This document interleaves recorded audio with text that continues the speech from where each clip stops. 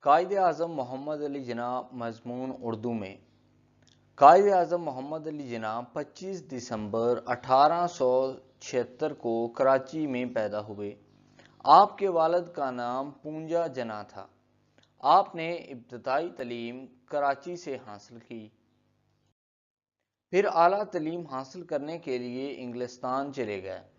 اعلیٰ تعلیم حاصل کرنے کے بعد وطن واپس آ کر آپ نے وکالت شروع کر دی۔ اس وقت ہندوستان پر انگریزوں کی حکومت تھی۔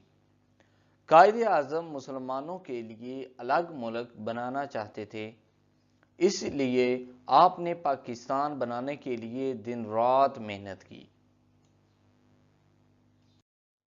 آخرکار 14 اگست 1947 کو پاکستان بن گیا، اس لیے آپ کو پاکستان کا بانی کہا جاتا ہے۔